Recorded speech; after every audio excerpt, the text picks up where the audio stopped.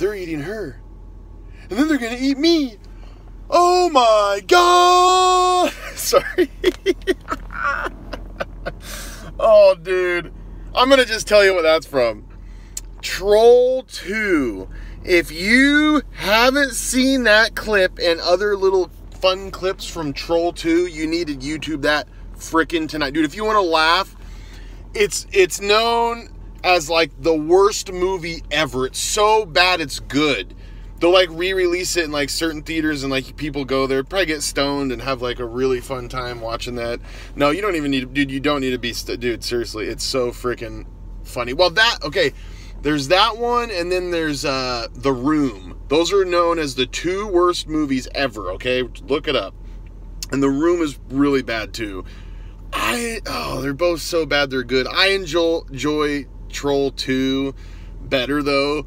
Like, the script and the inconsistency. I mean, it is, and it's trying to be serious, and that's what makes it, just, it's so good. It's so freaking funny. They're eating her, and then they're gonna eat me. And it's like, oh my God, and like zooms into his face, dude. It's so awesome. They do eat him. Or does he get away? Yeah, they eat him. Yeah, these little trolls. It's so... I know I'm pumping this up, dude, but it's seriously YouTube it. Just Troll 2, and like you can watch the trailer and all that, dude. Dude, especially if like you're in detox right now. Like seriously, and if you want to just laugh at like stupid crap, dude, I'm telling you right now, straight up. Okay, well, straight up. Okay, here we go. Day 94. I don't know any karate. Maybe, no, okay, that looks terrible, actually. Okay, sometime I'll show you how to fight a blind guy, a destructive disabled. Sorry, that's from YouTube. That's from a Master Kin on YouTube. He also teaches you how to fight someone in a wheelchair too, another destructive disabled. So, sorry, I'm not dissing on disabled. It's not that at all. It's just because it's so ridiculous. Like, he's like, usually a blind person has a walking stick, so he's like, it's socially acceptable for them to have a weapon on them, or anyway. Okay, here we go. We got to keep this moving, or get it moving. It hasn't even gotten moving. Day 94, that's what I've said. It's 94 days. Okay, here we go though. All right, slept better last night. Still not like fabulous, but better than it had been the last 5. But man, I was freaking tired. So tired today, you guys. And dude, today was like a battling the energy stuff today for sure. Like, dude, there was a while. So I had spurts where it was just like, man, it like kind of reminded me of like a while ago, where I just was like, dude, I just like want to sit down for a little bit here, or you know what I mean? Like, you just feel exhausted.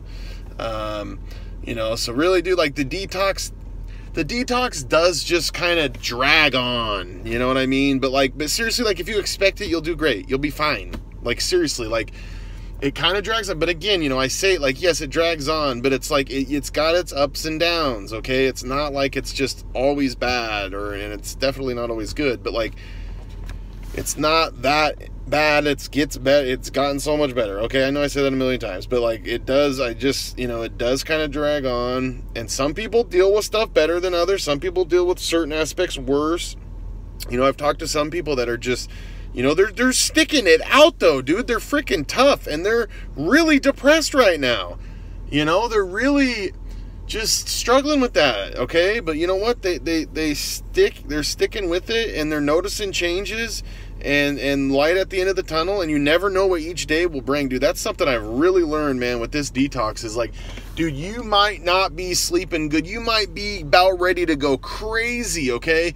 And then all of a sudden, out of nowhere, you get like 3 solid nights, or it's like I'm talking to another guy that got off Oxy and stuff, and he's kind of doing the flows. Like, man, he gets like 4 or 5 good nights, and then a couple 3 bad nights. Now but see what happens is all it was like, oh, bad nights, and then I got a couple good nights, and then it's back to bad nights. Well, then all of a sudden it turns into like I got 5 good nights, and then I got 5 bad nights, or and then all of a sudden it's like, well, I got 5 good nights, 2 bad nights, 4 good nights, 3 bad nights. 7 good nights, or you can, the bad nights they are the minority at this point right now. Okay, like that's what, you know what I mean? Like, so yes, you do have bad nights and you do have good nights and good days and bad days, but then you kind of, you know what I'm saying? Like, it's kind of, you have more bad and then it's kind of equal and then it's more good, but you still do have some bad. It kind of but like, just expect that. Like, but if you, like I said, if you expect it, it's all good. Okay, all right. And that's the thing. Oh man, I haven't done this in a long time.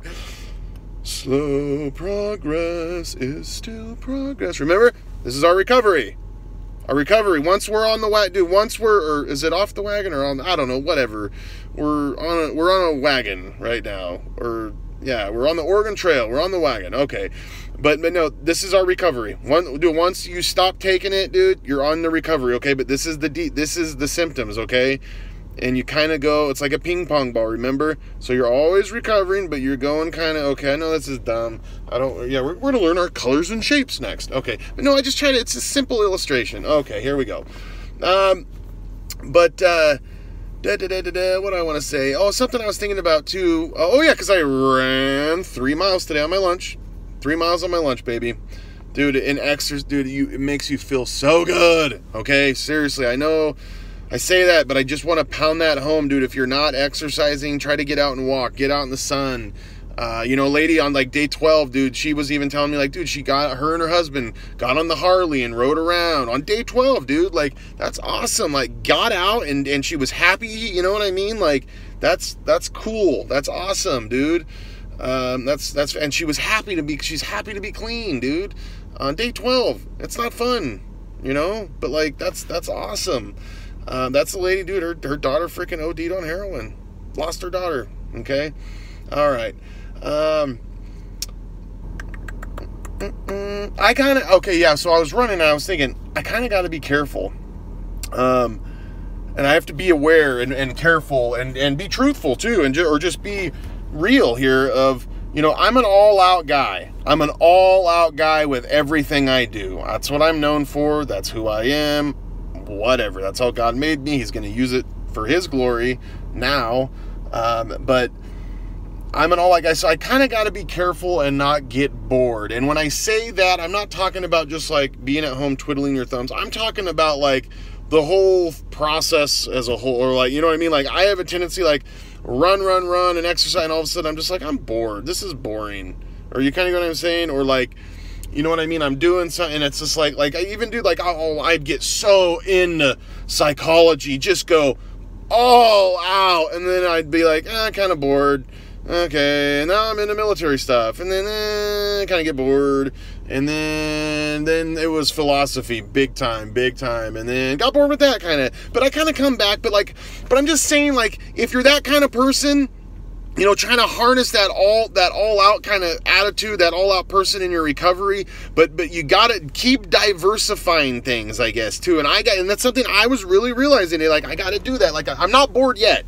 That's the thing. I make these videos. It's great, but like, I hope I don't get bored doing that. Like, hopefully people keep watching and I can just keep making them, because that would suck if like all of a sudden people stopped watching them and I'd be making it for like 3 people. You know what though? If it's helping 3 people, whatever. I don't even care.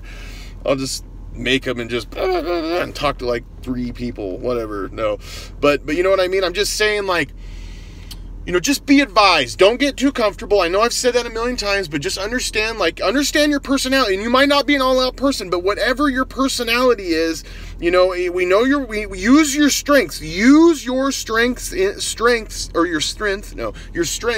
this recovery, but also know your weakness. You have to know your weakness. In war, you have to know your enemy's strengths and your enemy's weakness. And it's kind of, I know you're not your own enemy, but you kind of are. With addiction, you kind of have to, you know what I mean? Like, just be aware. Don't bury your head in the sand. Don't think like, oh, I'm clean and now I'm righteous and I'm totally different. So I'm like, no, it's fragile. It is freaking fragile, and you can relapse. So don't let your guard down. Okay, just be careful. Okay, I don't know. I hope that's helpful. I don't know. Anyway, okay, I kind of have little points, and then it's really improv, or just, I just say what's in the heart, okay? From the heart. Okay, meetings. Why don't I go to meetings? It's something I was thinking about, because a lot of people do. And And I'll kind of tell you, I'm not against meetings at all. I think they're freaking awesome, actually. Sometimes they're kind of lame, though. If you go there and there's people that just have bad attitudes, they don't want to be there. But you know what? You know what, though? Be happy, dude, and you share how happy you are being clean, and change the whole mood. I heard a guy say that too, and it's the truth. But but a guy I really respect say that, and it's like, dude, that's so true, very wise. Okay, but a lot of people do it. A lot of people need meetings. They need them. Okay, so keep freaking doing it if you need it. Some people just gotta put clean people and meetings all around them and have good influence and stuff. You gotta have that, the reason why I've gone to meetings. I've done Celebrate Recovery and I've done that stuff. But anyway, I guess what I'm saying here is the reason why I don't is because, honestly, dude, a big reason is because I'm not against it at all. In fact, I've had intentions to go a couple times, just cause. But when you work full time and you're a dad, and I play with my daughter every night, and I'm making these videos, and I study. I'm dedicated to studying my Bible. I'm dedicated to exercising. I mean, there are things to me, this is Gabe, that are a bigger deal and a bigger help right now. That's the thing. I might get bored. I might start going to meetings. I don't know, or you know what I mean. But I have this much time, and I want to do more than I want to, than I even have the time to do. I'm a very busy guy at work. I'm seriously, too. Like, it's not just like I just got off work. Whenever I'm wearing these plain shirts like this, it's because I just got off work. I took off my work shirt over the, I don't know why. Well, I just don't want to, But anyway, that's a big reason why I don't go to meetings. I'm not against them at all. It's nothing to do with that. You get what I'm saying? It's just there's things that benefit me more, me personally, that I'm putting my time into. I'm already, I love my daughter too, and there's times that I really need to be with her and give her attention and stuff too, because I'm not always here. I'm working, I'm doing, you know what I mean? Like, there's things, so you just understand. Okay, anyway, okay. But something too I wanted to talk about too, because, and this video is not going to go where I wanted it to go, but that's okay. It's getting too long too. But anyway, I wanted to talk about, because I kind of, in my video where I kind of explained my life story too, I kind of thought of this because I didn't say this, but anyway, is, and I've talked about this before, of going all out in our recovery. Well, what I would do, I kind of talked about when I get close to God, I do better, and then when I, slack and get away, things would start going worse. I always tried, and this is at best, I had 1 foot in Gabe's world and 1 foot in God. Okay, you get what I'm saying? And there's a part of me why I didn't use heroin and coke and do this and that, because I was still trying to be moral, and I thought I was still moral enough, and I didn't steal, but I would work more and spend my wife's money, and you get what I'm saying? Actually, it's God's money, but so you get what I'm saying though? Like, but I was high and mighty, and so I had 1 foot, but I had 1 foot in God, but I still wanted to do it Gabe's way. I always was trying to manipulate and cheat, and cheat God, or you know what I mean? And I thought, it made me think of this recovery. Dude, you gotta have both feet in this recovery. You cannot have 1 foot in recovery, 1 foot of, thinking about opium or whatever. You can't do that crap. You gotta have both feet all freaking in, and I know it can be really rough some days. I really, absolutely, dude. And you might be tempted to relapse and you don't, and that is freaking awesome. That is awesome. That is a massive victory, dude. When you're tempted and you don't give in to temptation, that is so hard. When you are actually tempted to do something that you like to do, or you want to do, or your flesh wants to do, and you don't give into it because it's not right, that is very hard to do. And that's hard to do for people that aren't even addicted, okay? Seriously, okay? So if you have gone through that, victory. That is awesome, dude. That is not a, dude, there's a lot of people that can't do that when they're, you know, seriously, when they're legit tempted and they can do it. It's right there. It's not like they have to, you know what I mean? Like seriously, anyway. But you got to have, it's an unconditional surrender. This is war. Remember, I've said that, like, this is war. It's unconditional surrender. We're never giving up. We're never surrendering. And opium unconditional surrender. We're not doing peace talks. We're not starting that crap, because you start doing that and then you think you can take one and you really can, or just a little bit, and then you're going to be a slave. And that's the thing. War, you're either going to be a master over opium and a master over, you know, whatever, or opium's going to be a master over you. That's the only option, dude. And that's how it is this is total freaking war, okay? There's no middle ground. There's no, you know, it's either going to be a slave over you, or you're going to be a slave over, you're going to master that, okay? Straight up. So let's not have one foot, let's have both feet in God, dude. Both feet in God, both feet in recovery, both feet in His will, okay? Seriously, we can't have it in our little own world. And that, I mean, seriously, just, it's for real, okay? So, and some of my pastors said yesterday, I don't know if I said this on my video yesterday or not. I can't even remember. I really don't, but I'm just saying it again. But it was so great. I wrote it down at church. When you fear God, you don't fear anything else. And that is absolutely true. That's absolutely true. It's true on like every level. When you fear God, when you truly fear God, and I do, it's a healthy fear. I love Him, and I know He loves me, and I know He loves all you guys, but I do fear Him. I do fear Him. I do. Absolutely. I fear God more than man. Okay. I care what God thinks more than man. And when you do that, when you fear God, you do not fear anything else. You don't fear death. You don't fear even your life, because you know it's in God's hands. You know He's in control. You can do His will and all the right things and whatever, but at the end of the day, you know, it's His will. He's in control. So you just really let it go. Dude, life is so not that stressful when you fear God and you just believe in Him. Okay, something else I wanted to talk about. This is getting way longer than I thought. I'm skipping over stuff because I'm understanding that I am being an idiot and I'm going way too long. But I'm skipping actually a lot of stuff now that I'm looking at this. Gosh, it didn't seem like I had that much stuff to say, but I guess I do. I just don't ever shut up. Okay, I'm sorry.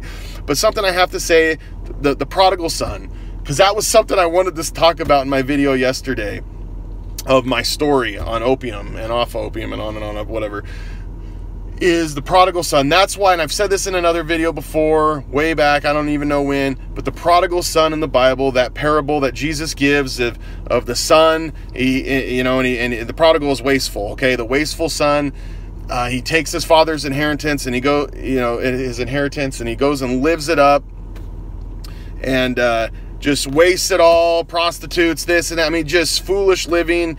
And anyway, he comes back to his dad. He realizes he's done, he comes back to his dad, and his dad sees him. He sees his son, his wasteful son, his wicked son, walking back from afar off, it says. And the father ran to the son and met him and embraced him and hugged him. That's the love, and that's illustrating God's love toward us, okay? I took my inheritance. I knew the kingdom. I knew about God. I believed the God in the God of the Bible. I did believe that had to have been. It's the most logical. It's the only religion that you can actually go in academia into colleges and stuff and debate, and it can hold its own. I mean, serious. I'm just saying that, dude. I've seen other ones. It's really messy. It gets really ugly. It's really embarrassing, actually. But the point is, it's not that. I'm sorry, it's not about apologetics, but like the point is that's how much God loves us. Okay, Jesus is illustrating that. There's more details in the story. I don't have time to get into everything, but that's why that sticks out to me so much. I've read that and just cried and felt His love. Dude, you feel the love of God embrace you. It's real, you guys. When I fell on my knees and cried out, Father, I felt the love of God. I felt it, you guys. It's not just, I felt it was different, dude. It's something, unless you experience it, I don't know what to tell you. I don't know how. It's not. That's when you really realize too. Not with intellectual stuff, dude. It holds its own. But like it's that stuff where you feel God's love embracing you and holding you, and dude, and you cry, you weep. You know, you read stuff in the Bible and it pulls at your heart. It makes you feel uncomfortable, but yet then you read stuff and you feel, you know, you're loved, and you feel the presence of God.